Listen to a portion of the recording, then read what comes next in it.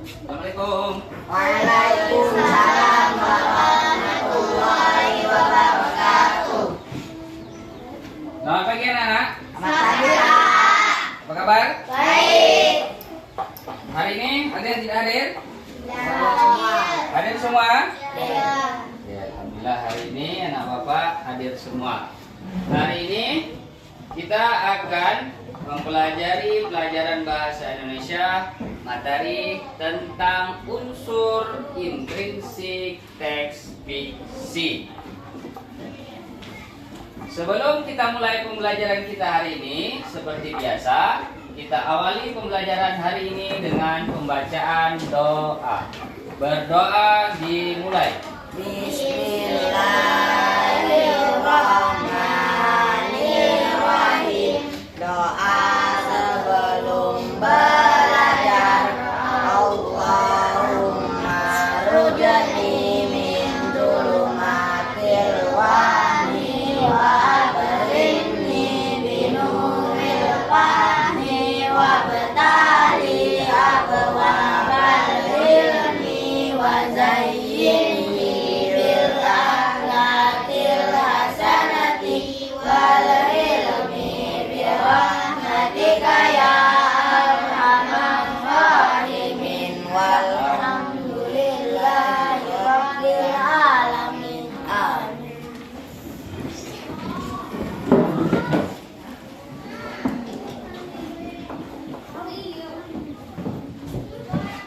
Oke, setelah pembacaan doa, maka pembelajaran hari ini kita mulai, yaitu tentang unsur-unsur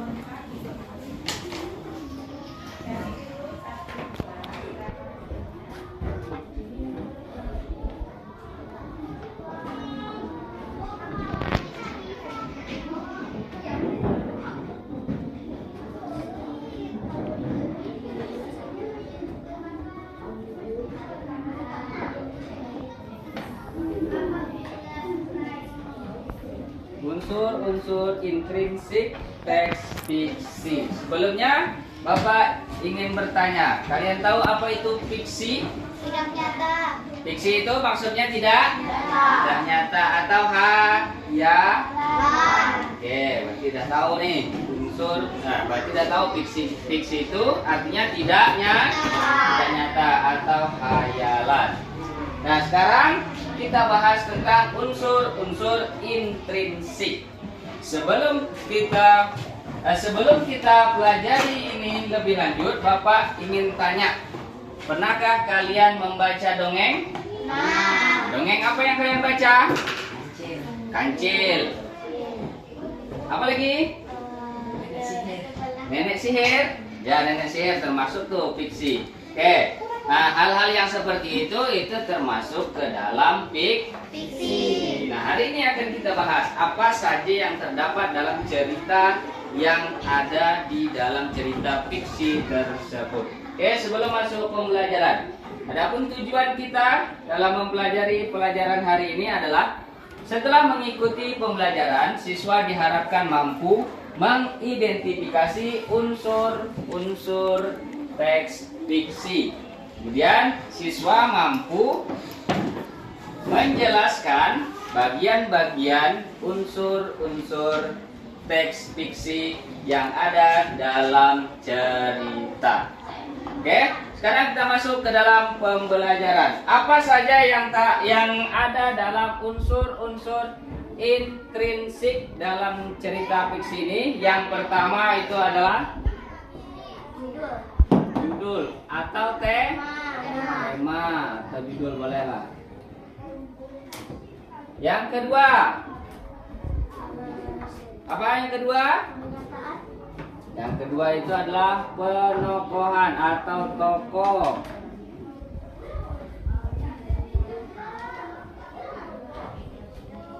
Yang ketiga ada latar atau setting. Yang keempat adalah alur. Yang kelima adalah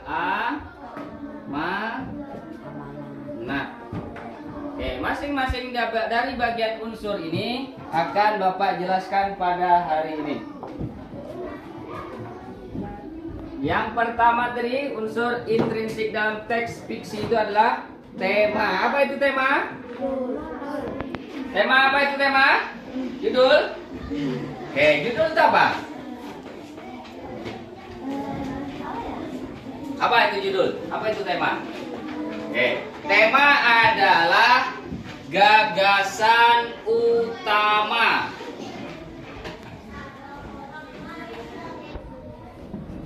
Dalam cerita. Maksudnya apa? Gagasan utama dalam cerita, maksudnya cerita itu menceritakan apa, tentang apa yang dalam cerita itu ceritakan. Misal nih, dalam cerita itu kancil dan tikus mereka menjalin persahabatan. Nah, berarti dalam cerita itu gagasan utamanya adalah persahabatan. Artinya dia berteman. Nah, itu yang dimaksud dengan tema, gagasan utama dalam cerita. Yang kedua apa? Yang kedua penokohan atau tokoh. Apa ini penokohan atau tokoh? Orang yang membuat cerita. Orang? Yang membuat cerita. Bukan orang yang membuat cerita. Orang? Ya. Pelaku dalam. Nah, itu pelaku dalam cerita itu disebutnya tokoh. Tokoh ini ada bagiannya lagi. Tokoh ini terbagi kepada tiga. Siapa yang tahu? Tiganya apa aja? Dalam cerita itu ada 3 tokoh. Yang pertama ada disebut tokoh antagonis. Yang kedua ada protagonis. Yang ketiga adalah sirtagonis. Nah, ingat ya, tokoh itu ada 3. Apa saja? Antagonis, protagonis, sirtagonis. Atau sirtagonis di sini bisa juga orang sebut tritagonis. Antagonis ini tokoh apa? Tokoh jahat. Protagonis baik. Kemudian sirtagonis ini tokoh menengah, sebagai penengah.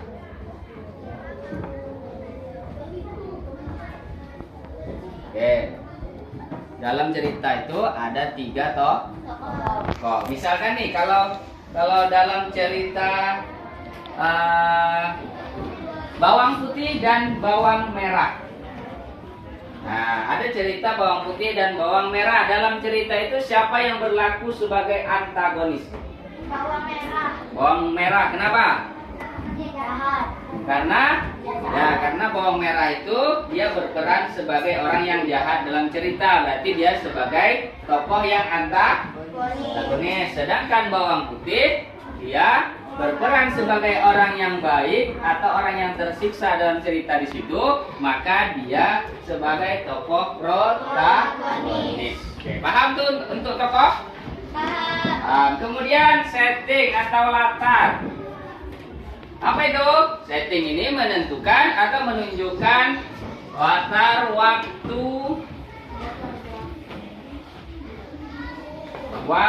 dan tempat terjadi peristiwa. Paham nih maksudnya? Latar atau setting itu waktu dan tempat terjadinya peristiwa. Misalkan dalam cerita itu kapan waktunya itu terjadi? Misal cerita kancil dan buaya. Pada waktu siang hari, seekor kancil melintas di sungai. Nah, itu latar waktunya kapan? Siang Hari. Di mana tempatnya? Nah, besok. Nah, misalkan juga cerita Danau Toba. Itu berarti bisa sudah ditentukan di mana tempatnya, latarnya. Iya, di daerah danau, wilayah danau itu menunjukkan latar waktu dan tempat. Paham tuh? Kemudian alur. Apa itu alur? Alur adalah jalan cerita. Alur ini terbagi kepada 3. Apa saja yang 3 itu? Ada alur maju, ada alur mundur. Kemudian yang ketiga alur campuran. Yang kelima yaitu amanat. Apa itu amanat? Amanat itu adalah pesan moral dalam cerita. Sampai sini ada pertanyaan? Ada yang belum dipahami? Paham nih 5 unsur ini? Paham. Unsur intrinsik dalam teks cerita itu ada 5. Ada tema, ada tokoh, ada latar, ada alur, ada amanat. Oke, ini yang 5 ini dan bagian-bagiannya sudah paham? Sudah bisa dipahami? Oke, kalau sudah paham, sekarang kita bentuk kelompok. Kita bentuk kelompok. Di sini Bapak akan bagikan cerita dan kalian akan menentukan unsur-unsur yang ada dalam cerita yang kalian baca nanti. Ini kalian diskusikan. Silakan bentuk kelompok.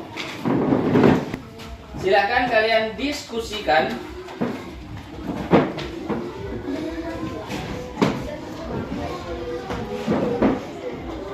Kalian pahami dalam cerita itu. Kalian tentukan di mana itu, apa temanya, siapa tokohnya, kemudian apa latarnya, apa alurnya, dan apa amanat yang terkandung dalam cerita tersebut. Silakan diskusikan.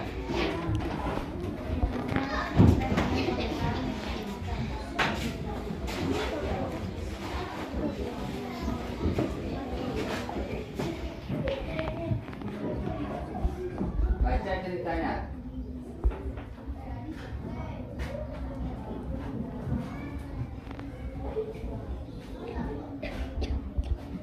Kura-kura yang ingin terbang. Baca.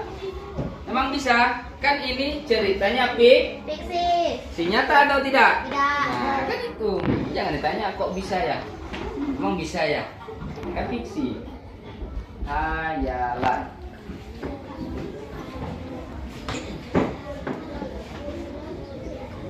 Cari apa temanya di situ. Ya, kemudian selanjutnya tokohnya. Tulis di bawah sini.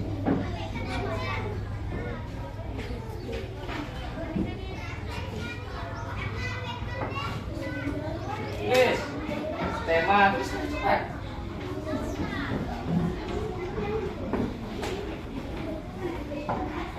Tema. Temanya apa? Tokohnya, kemudian latar waktu dan tempat. Ya, itulah apa itu kalian diskusikan sama kawan kalian. Sini tulis di bawahnya nanti. Temanya apa? Alurnya, latarnya. Tulis. Temanya berarti apa tadi tema? Tokoh utama atau ide pokok dalam cerita. Ya, apa di situ dia?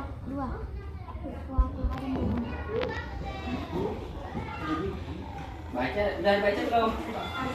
Ceritanya itu siapa di situ? Kancil dan buaya itu apa dia? Bermusuhan kah? Kawan kah? Atau teman baik? Nah itu dia maksudnya tema itu. Di sini tadi apa? Kura-kura dengan siapa tadi? Nah, burung, pura-pura dengan burung itu apa dia? Bermusuhan kah? Dia beje-ejean kah di situ? Berkawan kah? Nah, di situ yang termasuk tema tadi. Misalkan di situ dia berkelahi, berarti permusuhan kura-kura dan burung. Nah, itu temanya.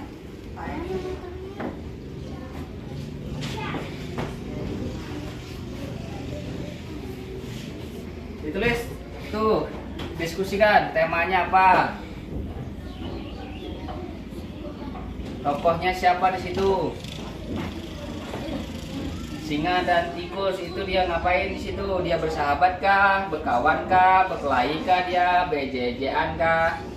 Nah, di situ kalian baca, kalian pahami, dapat tuh temanya. Alur maju itu maju aja ceritanya. Tidak ada bercerita tentang masa lalu. Kalau campuran itu ada alur maju, ada alur mundur.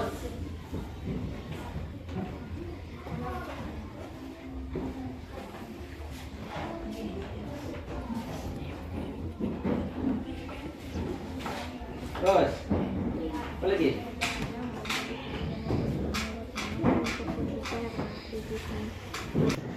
Oke, sudah selesai? Sudah. Oke, silakan yang sudah boleh maju. Sama-sama. 3.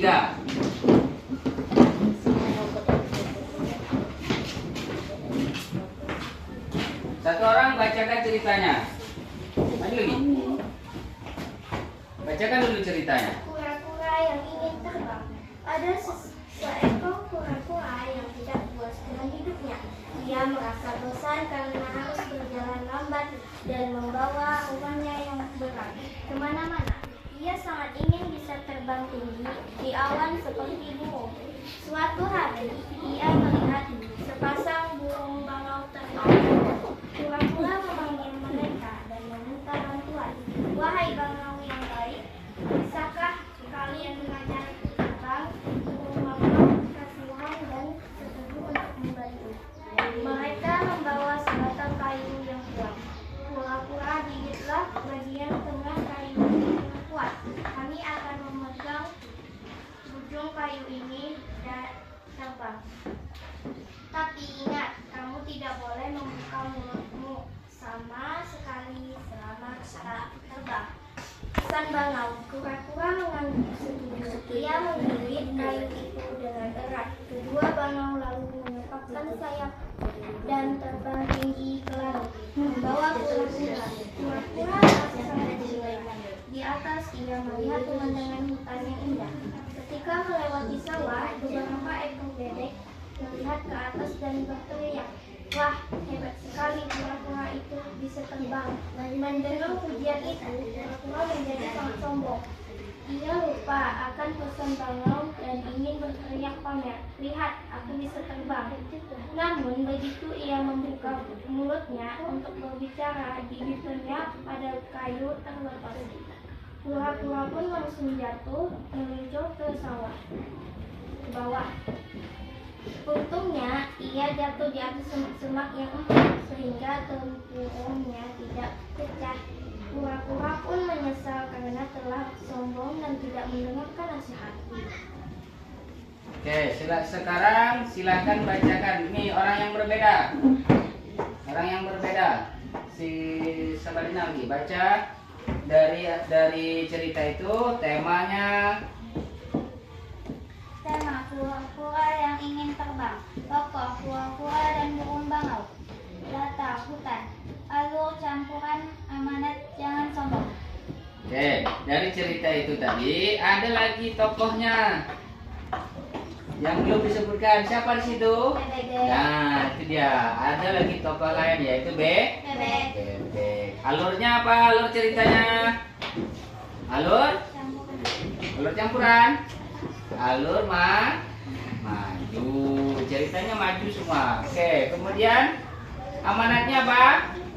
Jangan sombong. Oke, beri tepuk tangan untuk kelompok yang maju. Silakan duduk. Silakan duduk kembali. Oke, untuk sekarang karena diskusi kelompok sudah selesai, silakan kembali ke tempat semula.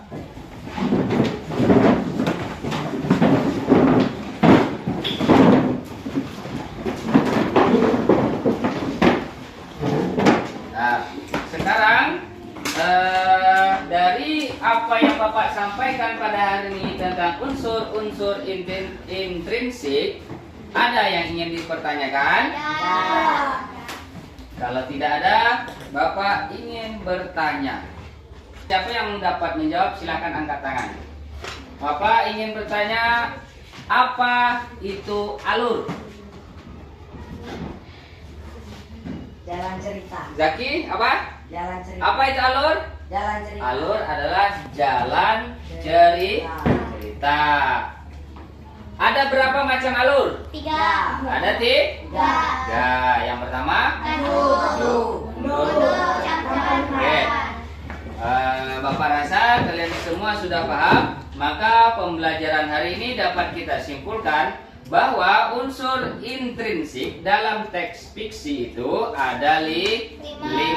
Ada tema, ada tokoh, ada latar, ada alur, dan ada amanat. Dari kelima unsur ini, kalian sudah dapat memahaminya. Tema itu adalah ide utama atau gagasan utama dalam cerita. Kemudian tokoh itu adalah pelaku dalam cerita. Kemudian ada latar itu menunjukkan waktu dan tempat terjadinya peristiwa. Kemudian ada alur itu ada alur menuju, ada alur maju, alur mundur, dan alur campuran. Dan yang kelima ada amanat adalah pesan moral yang terkandung dalam cerita. Oke, sampai di sini pertemuan kita hari ini. Mudah-mudahan dapat bertemu kembali di pertemuan selanjutnya. Maka kita akhiri pembelajaran hari ini dengan doa. Berdoa dimulai. Alhamdulillahirrabbilalamin. Terima kasih untuk pertemuan hari ini. Bapak akhiri. Assalamualaikum warahmatullahi wabarakatuh. Waalaikumsalam.